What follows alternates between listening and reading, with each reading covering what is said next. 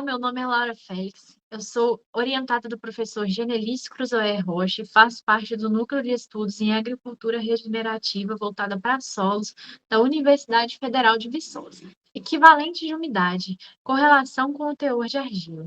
Antes de fazer uma introdução sobre o equivalente de umidade, eu gostaria de fazer uma análise da interação da água com diferentes tipos de solo. Vamos para uma introdução.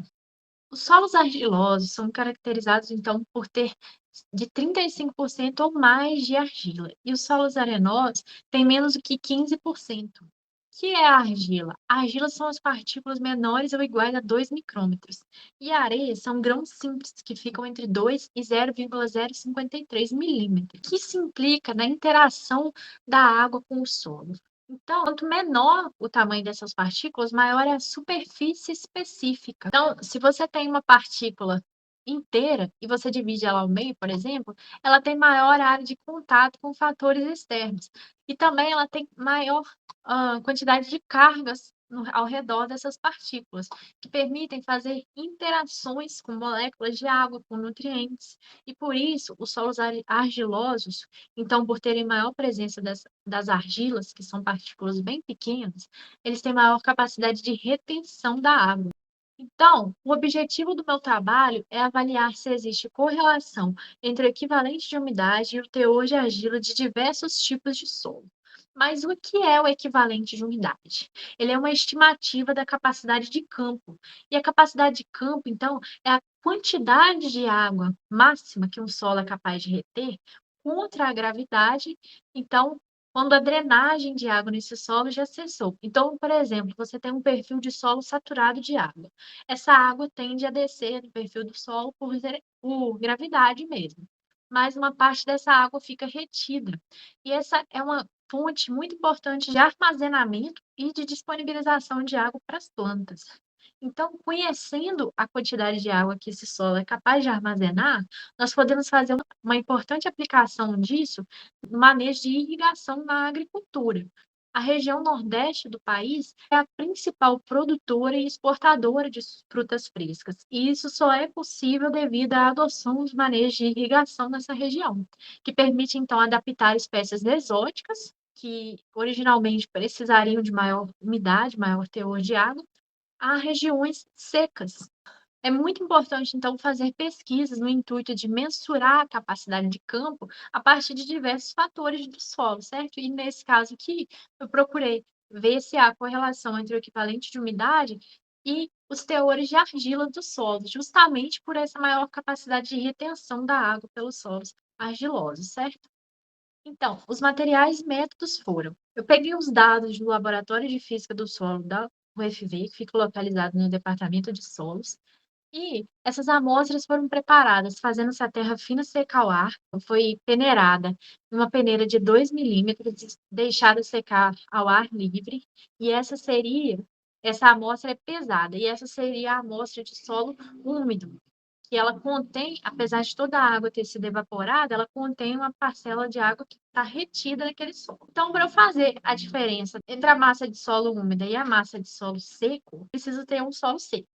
E para eu retirar essa água que está retida no solo, com uma certa força, certo? Ela está retida por interações químicas com as partículas no solo, eu preciso exercer uma força centrífuga. E aí vem o método da centrífuga, que consiste em dispor uma camada de 1 centímetro de solo sobre um papel filtro em um recipiente adequado e submeter ao rotor de centrifugação, que já tem uma velocidade pré-regulada e específica, que vai ser capaz de retirar essa água do solo. Então, após isso, eu posso retirar esse solo e pesar novamente para obter a massa de água. Aí, a umidade gravimétrica é a terra fina secar ao ar menos a massa do solo após o rotor de centrífuga. E divide pela massa de solo seco, que é o solo após o rotor de centrífuga.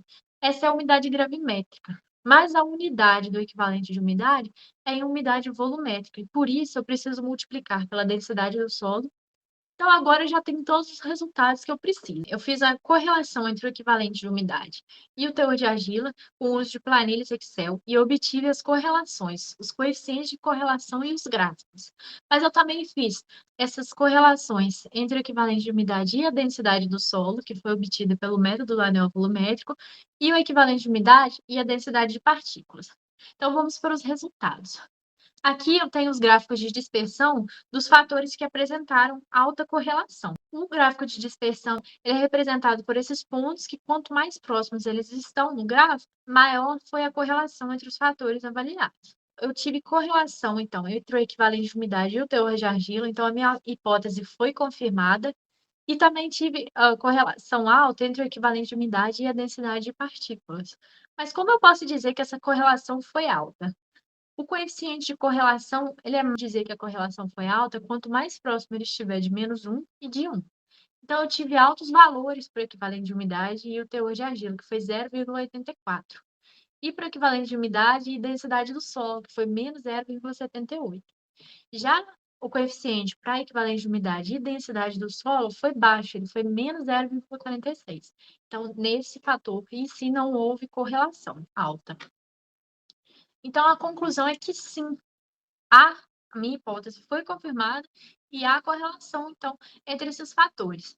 Então, qual seria uma aplicação desse resultado? Eu posso utilizar a teor de argila para desenvolver uma metodologia para estimar a equivalente de umidade e indiretamente a capacidade de campo, então, visto que ele tem uma grande importância para a aplicação no manejo de irrigação, certo? Novamente, conhecer a capacidade de campo dos solos permite eu fazer manejo de irrigação de modo a eu não colocar uma quantidade excessiva de água no solo, que vai ser perdido, porque esse solo é incapaz de reter, e também não colocar uma quantidade deficiente de água, sabendo que esse solo poderia reter mais, certo?